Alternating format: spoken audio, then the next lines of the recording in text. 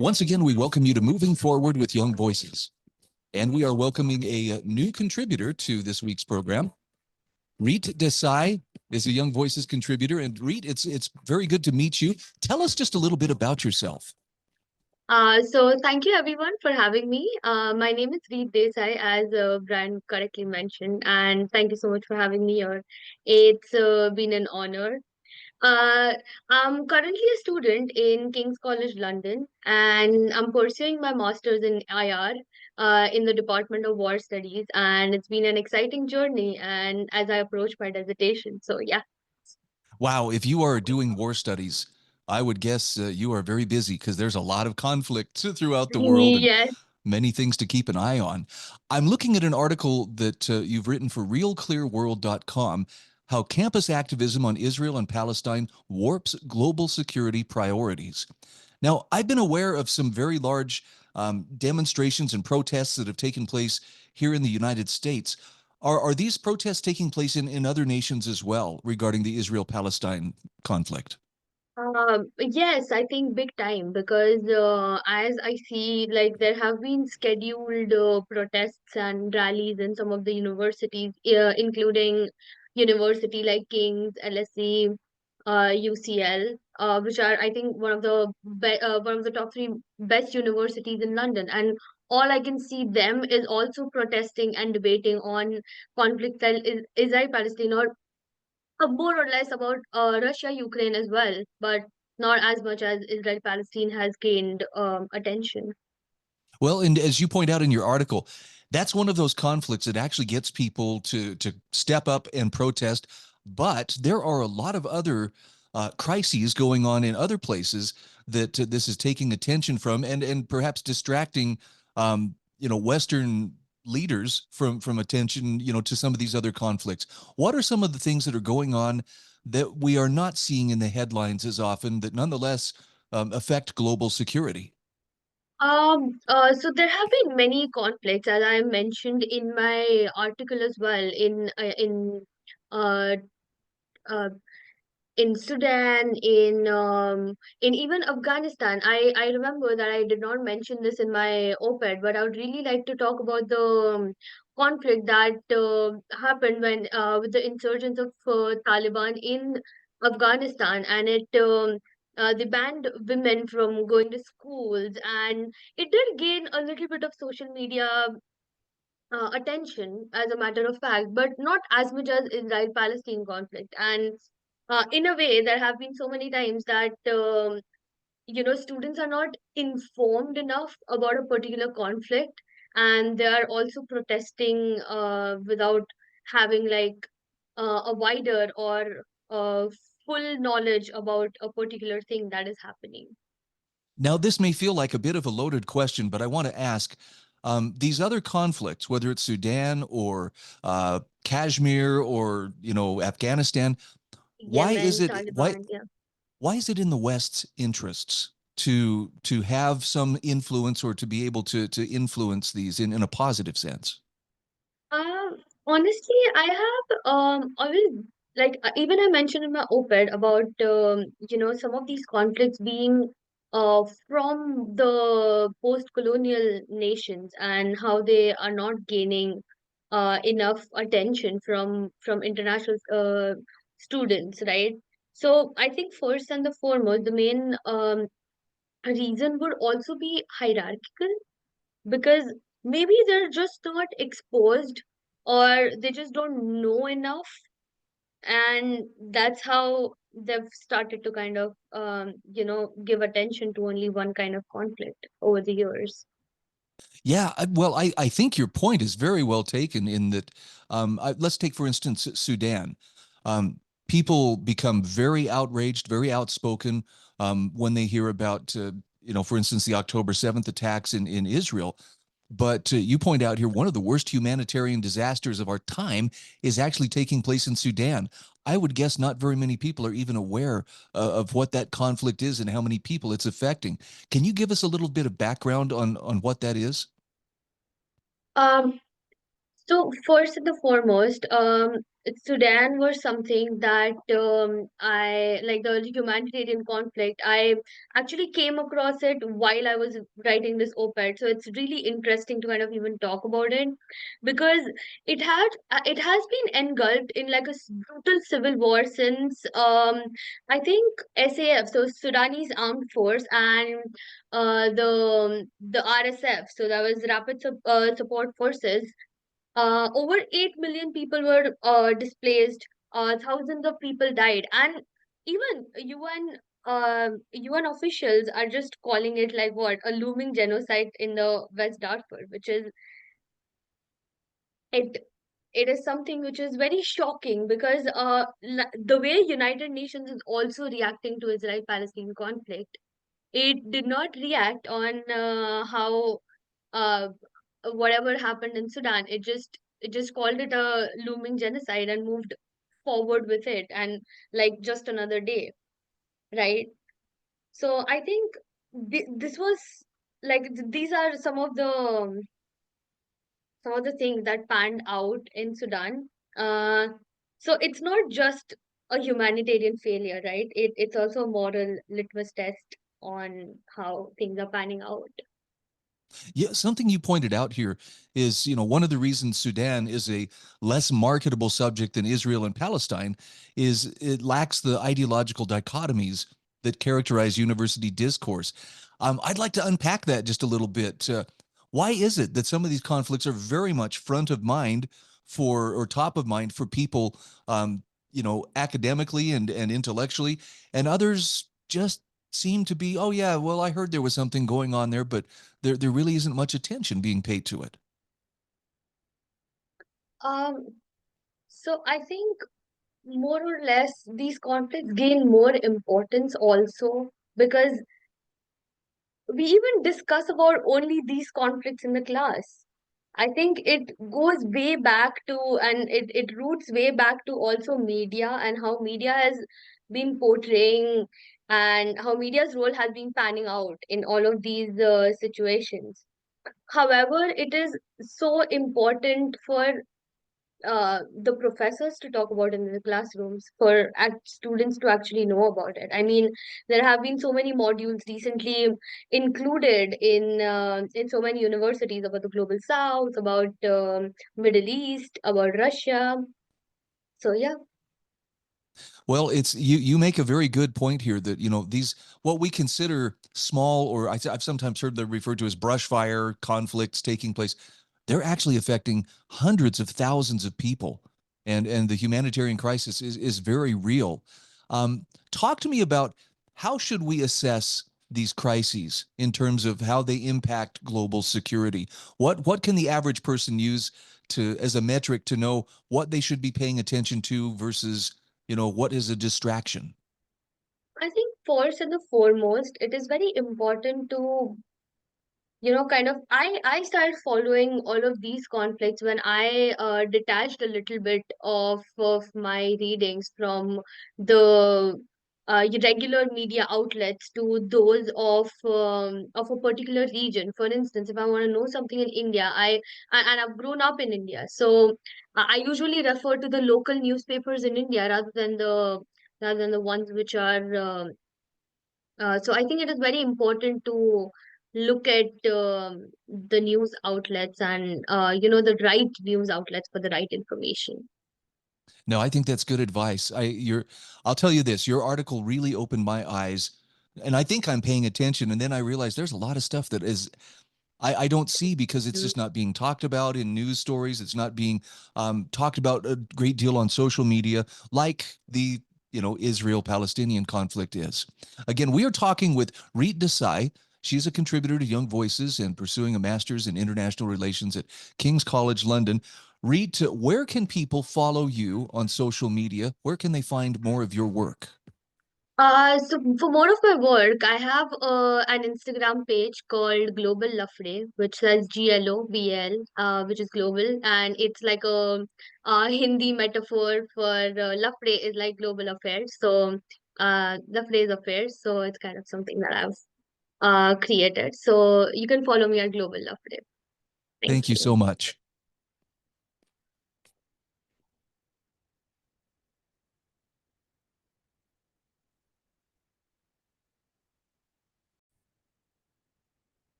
And we are back on Moving Forward with Young Voices. Happy to welcome Daniel Idfresne back to the program. Daniel has been on here before, but for the sake of those who are meeting you for the first time, take a moment to tell us about who you are and what you do. Well, thank you for having me back on, Brian. Brian, I'm Daniel Idfresne, a Young Voices Social Mobility Fellow, a junior at Syracuse University, and I write op-eds right now, particularly about uh, again social mobility issues. And tariffs are the talk of the town right now, and so that's sort of what's been on my plate recently. Yeah, I'm looking at this article you wrote for Reason. Trump's tariffs could be the final boss for affordable gaming. And I look at tariffs a little bit suspiciously just because I know that that means the cost is going to go up. I know the end consumer is going to end up paying, the final cost on anything that has its price artificially raised through tariffs. I hadn't thought so much about gaming, but you make the case in your article. This is a very, very big industry. In fact, let's kind of put this in perspective. How big globally is the gaming industry? Well, the gaming industry, particularly when you talk about the big three, in my opinion, which would be Sony, PlayStation, Microsoft with Xbox, and then Nintendo. Um, these companies, I mean, they their supply chains are massive. Essentially, they produce a lot of their consoles over and other across the Pacific, and then the U.S. market is a huge market for video games, and it's something that you don't necessarily think about because it's so ubiquitous in American life.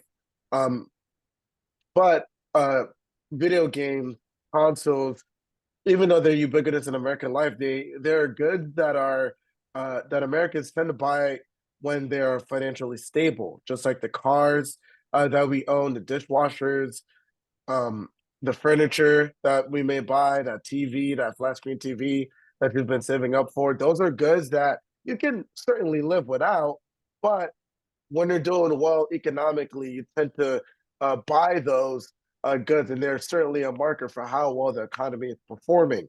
And so when you have video games, consoles, and whatnot, in which people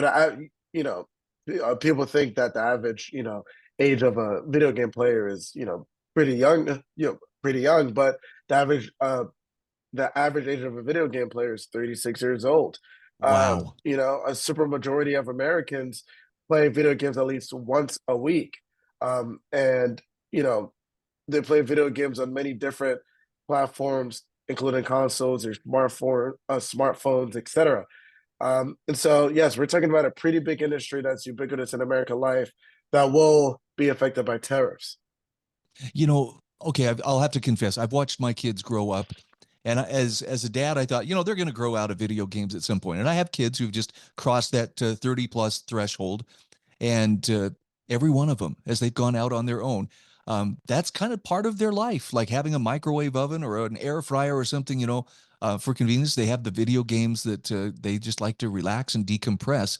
I had no idea. I'm clearly a little bit past the the target audience threshold, but um, talk to me about how do these tariffs affect not just players here in the U.S. but players elsewhere? Is this going to raise the price for consoles or for purchasing games across the board for everyone?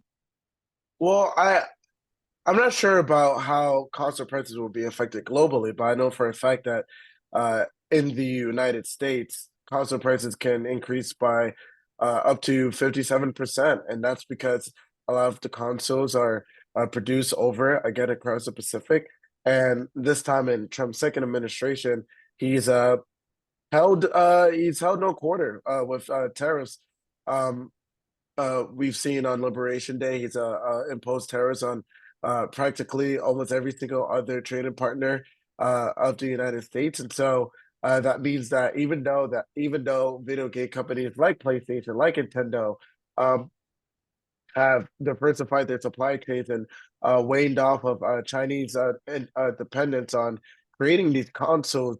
Well, guess what? They moved their console production to Vietnam, for example, and now Vietnam is on a chopping block for tariffs as well. And so, and what compounds this what could compound this problem is that consoles are already a loss leader for the gaming industry, and so consoles. Uh, I know that Microsoft Xbox has not earned a profit on its consoles for 20 years. I think they lose around $200 per Wow. console that they make. And that's because they're betting on the fact that after you buy the console, you'll be buying the in-game purchases, games themselves, and subscription services like PlayStation Plus, where you can play online with your friends. For example, I think those were around $10 monthly. And so that's where these companies make a lot of their revenue. But if the prices of concerts increase so much that Americans make the decision that they cannot afford to buy the latest PlayStation or Xbox that may be coming out around 2026, 2027. At least that's what some of the news I've research have seen. If they're unable to purchase them, then the video game industry may take a huge loss on the software side, on the in-game purchases side as well, because Americans simply won't buy the consoles to begin with. I'll tell you, I had no idea that consoles like Xbox were a loss leader, but that's amazing. That they can make it up on the back end. Now, when someone subscribes, is that considered a product or a good? Is there a tariff? Would the tariffs apply to subscriptions as well as to the actual physical hardware? Well, that's the good news, at least with digital content and with in-game purchases, particularly because Sony and Microsoft have uh, they have American. Uh, I guess they have American bases in which they can launch some of that in-game content and in-game purchases. Uh, those online digital services will not get tariffed. With Nintendo, it may be slightly different, but at least from what game experts say, Nintendo may only have to pay $1 in their on their digital content, and so that's the good news for the video game industry. But then again, you got to get people through the door first, and that's in order to do that, you have to buy the console, and so it's going to be very interesting to see whether the video game industry can offset the prices that tariffs could potentially impose on consumers. Daniel, in your article, you point out that some companies do get exemptions or delays from the White House, and I'm curious, um, is it because they're moving production to America and making those products in America, or is there some other factor that goes into granting those exemptions or delays on the tariffs? No, that's a great question. And I talk about in another op-ed I actually published recently in Real Clear Politics. I use Apple as a case study, and in their first term, they invested 350 billion into America's economy. They did create new jobs, and also they did get tariff reprieve from on their iPhone and MacBooks and iPad, their flagship products. And that's the case with TSMC and Trump's current administration. Semiconductor chips from Taiwan are exempted from the tariffs that Trump is imposing on Taiwan, and so there we see sort of a spoil system, spoil system with tariffs that we might see this administration. But um, the only interesting thing here is that you have two camps in the White House this time around. You have the Howard Lutnick of the White House, who are saying that we're going to use tariffs as um, revenue, period. And then you have the Scott Bessent of the White House, who's saying that if you invest in America or if you're a trading partner, we will negotiate with you. And so, to what effect we'll see the spoil system again, I don't know. We will just have to wait and see. But it sounds like in the short term, um, do I dare say get your video game consoles now, make those purchases now before the tariffs kick in, or you're Well, going to be that's paying more. unfortunate because it's unfortunate because I mean, by the time the PlayStation 6 and the newest Xbox come out, the tariffs will probably be in effect by then. But the video game industry did avoid tariffs last time over, so perhaps they can avoid it again. We'll All see. right. We are talking with Daniel Idfresne. He's a junior at Syracuse University and a Young Voices Social Mobility Fellow. Daniel, where can people follow you on social media? You can find me on X.com. Daniel E. Friends. My last name is spelled Idfresne.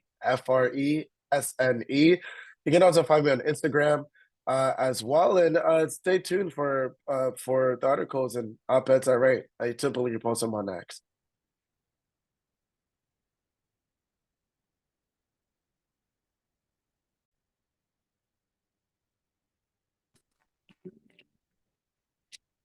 Welcome back to Moving Forward with Young Voices. Hey, we're happy to welcome Aidan Grogan back to the program. Aidan, you've been on here before. That makes you kind of a veteran. But for folks who are meeting you for the first time, take a moment to tell us a little bit about who you are and what you do. Yeah, I'm Aidan Grogan. I'm a history PhD student at Liberty University and the donor communications manager at the American Institute for Economic Research. Those are both pretty good sized hats that you're wearing there. But we've got a great topic to discuss here, and I'll admit this is something that was really not on my radar screen. This is from thedailyeconomy.org. And the title is Global NGOs Use Your Tax Dollars to Manipulate Poor Nations' Birth Rates. You know, since the Doge Committee started its work, it has been very eye-opening to see how many different places our tax dollars have been sent. And I'd love it if you could kind of fill me in on how is it that U.S. taxpayers are providing support for poor nations and in particular in managing or otherwise manipulating their birth rates? Connect the dots for me. How does that come about? Yeah, so headlines abound about all of the woke progressive causes that U.S. aid was funding around the world, but there's been less attention about U.S. aid's involvement in the web of population control organizations over the past 70 or so years. So after the Second World War and the Nuremberg trials, the leading eugenicists in the United States and Britain were not willing to let go of their eugenic ideas. So they essentially dropped the idea of assigning racial or genetic superiorities to certain groups of people, and they focused a lot more on population. And they founded international NGOs such as the International Planned Parenthood Federation or the Population Council to lower birth rates around the world, particularly in developing countries. During the Eisenhower administration, the U.S. foreign policy establishment became especially concerned about the ostensible explosion of population in developing countries and thought population should be reduced to safeguard U.S. national security interests. And this was especially so as communism was spreading around the world. So USAID was founded during the Kennedy administration, and Planned Parenthood was assured within its first couple of years that population was USAID's #1 problem. So essentially, they would flood the world with contraceptives. But by the late 1960s, the population controllers were concerned that contraception was not doing enough to reduce population. So they started to take out the big guns and advocated for all these coercive measures to lower population. And that's when the United Nations population was funded, which we previously discussed on a Moving Forward podcast. And the UNFPA really disguised that the US government was pushing this population control agenda and made it seem more of an international humanitarian effort and made it less controversial. Because if the U.S. government is behind something, people think that it's genocidal, it's about imperialism and colonization. But under the Reagan administration, action was taken against some of these organizations. Under the Mexico City policy, the U.S. stopped funding or any organization that supported abortion or provided abortion services. And the UNFPA was defunded. And then Republican and Democratic administrations have gone kind of back and forth on that over the years, funding these organizations, rescinding funding. And the Trump administration is the latest administration to not only rescind funds from organizations like the UNFPA or the International Planned Parenthood Federation, but to also take action against U.S. aid and work toward its dismantling. So this is a very new and I would say positive development. You know, Planned Parenthood, I think, is on most people's radar screens. And, there are, of course, some people have strong feelings one way or the other about them. I'll admit, the American Eugenics Society, I really had never heard of before I read your article. I'm familiar with Margaret Sanger and Planned Parenthood, but Frederick Osborne, that's some pretty dark stuff that they were promoting, back in their day. And it sounds like it's gone under a new marketing campaign, at least Planned Parenthood, where we're just trying to help people, we're just trying to give them information so that they don't end up with unplanned pregnancies and so forth. But there's still kind of a dark shadow that seems attached to this. Yeah, all of these organizations can deny to this day that they're involved in any coercive policies or anything more nefarious because they routinely emphasize that this is all about women's rights, reproductive health, and all of these organizations have a whole commitment to diversity, equity, and inclusion initiatives. So they really appear to be these humanitarian organizations. But I find it difficult to believe that these Ivy League educated progressive elites working in the offices of the Rockefeller Foundation or the International Planned Parenthood Federation in New York City genuinely care about the reproductive health of tribal girls in Africa. I just don't personally buy it. No, it's very interesting to get some of those historical dots connected and to realize that I think you refer to this in the subtitle of the article here. The Malthusians, they're still very much around and worried that the Earth is going to be overpopulated. And on the surface, there seems to be a humanitarian face that they're putting forward, but um, examining the nuts and bolts of, well, how do you depopulate the Earth? Suddenly, it starts to look a lot more sinister. Exactly. Yes. Well, if anyone says that the world is overpopulated, it begs a couple important questions. Uh, who exactly needs to go and who gets to decide? Now, of course, they always say that this should all be voluntary, but the history of these organizations, as I outlined in the piece, showcases that many of the methods that they promoted or enacted were not voluntary, especially in the case of China's one-child policy, which the UNFPA funded, or the mass sterilizations which occurred in India, which received the support of the U.S. population establishment. So it's quite difficult to implement a population control policy on a worldwide basis that doesn't ever become draconian. Interesting. It was interesting too to get some background on the Mexico City policy, which I guess is referred to as the global gag rule. Um, what was the history of that? Because it seems like that has gone back and forth. It's on, then it's not, then it's on, then it's not, depending on who's in the White House.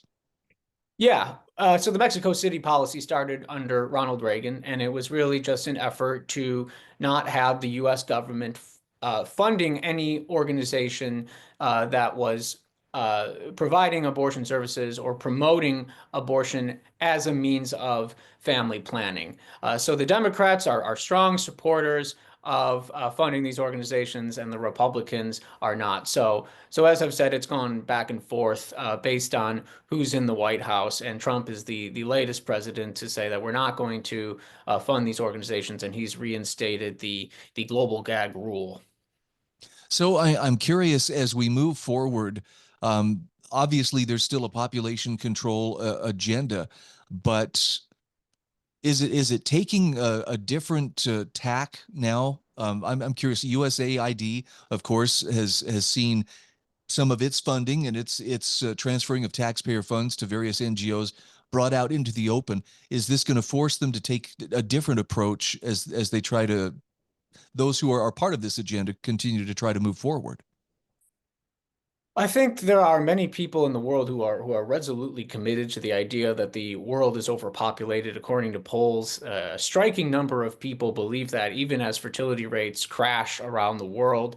Many leading environmentalists always say that there's too many people in the world. So this agenda is not going away. These organizations are going to continue to exist even if they don't have as much U.S. government funding. But again, if the Democrats come back into the White House, they're just going to reinstate funding to these organizations. I think it's time that we really uh, put this whole population control agenda in the past and recognize that fertility rates are crashing around the world. And the problem later this century is not going to be overpopulation, but rather depopulation. And that's going to have a particularly negative effect on economies as you have a much larger retirement age population than working age population. I wish we had more time to explore the economic side of this because that's a whole other interview right there. But again, we're talking with Aidan Grogan. He is a Young Voices contributor. And where can people find you and follow you on social media? Yes, you can follow me on X at Aidan Grogan. You could also visit the American Institute for Economic Research at aier.org or thedailyeconomy.org, and I have several articles about this topic posted there.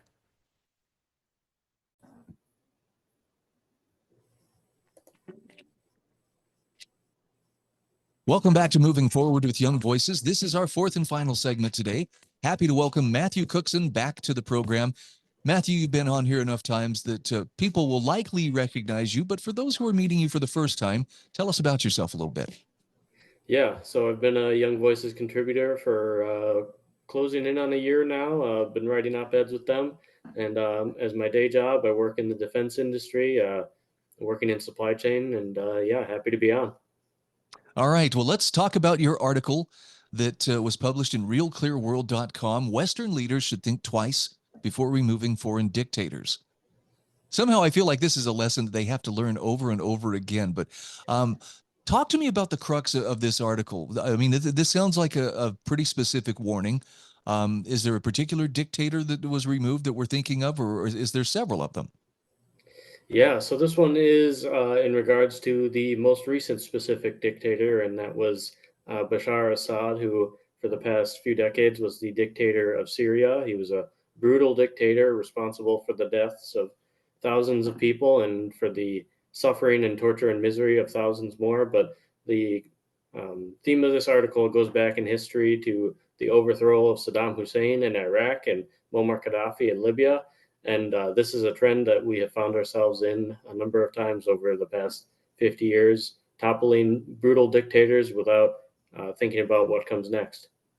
I know that if recent memory serves, it was just within the last few weeks, the last couple of weeks, actually, maybe we heard about the slaughter of Christians in Syria. And I don't think it got as much press as some other stories, but it's still a very big unintended consequence that comes from getting that bad guy out of there and basically creating a vacuum that something is ready to move into. That's absolutely right. Even if the new government of Syria is the pro-democratic, pluralistic body that they claim to be, the fact is that when you topple a authoritarian regime like the Assad family, it creates a power vacuum. And the issue is in that power vacuum that people will take advantage of it to whether they have an axe to grind against a particular minority or they have prejudices. Even in the best of scenarios, you are going to be faced with a chaotic vacuum, and that's exactly what we're seeing in Syria today. Yeah, you use the phrase here. Foreign policymakers should know. You know, not only do we not live in a perfect world, but they should know enough not to get entangled in unsolvable crises. And it seems like they never really learn. There's no place they're unwilling to get us involved and ultimately entangled. Yeah, that's correct. After the past few decades waging the war on terror, we've seen our foreign policy set its targets on first Saddam Hussein in Iraq and then Muammar Gaddafi in Libya. And both of these men were horrific dictators. Often in their lives were involved in supporting terrorism. But the problem is, once you get rid of those people, there very rarely is there a viable alternative waiting in the wings. And that's what we've seen in Libya, Iraq, and now Syria is a intense and often bloody civil war involving various extremist groups vying for power, and many of them who view the United States and its allies as their enemies.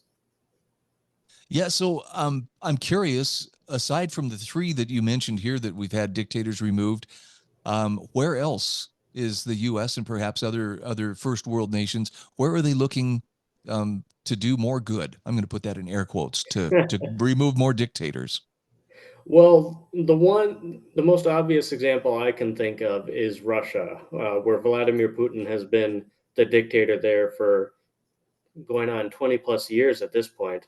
And while I sympathize and do view him as a threat to the West, NATO specifically, we have to be careful when throwing around words like Putin should resign or regime change or things like that, because Russia is a nuclear power. They have a very large military, and we honestly have no idea what could spring up if we tried to force Putin out of power. Well, it sometimes feels like we're being steered into a collision with Russia. I mean, I'll just take, for instance, the Ukraine conflict. That is definitely a dispute between Russia and Ukraine, and it's been going on for some time. I'm not sure why the U.S. is so deeply involved. And I think in some instances, we may have actually had some American officials admit, yeah, it's a proxy, conflict against Russia, which again, just it seems like that's flirting with consequences that they may not have considered.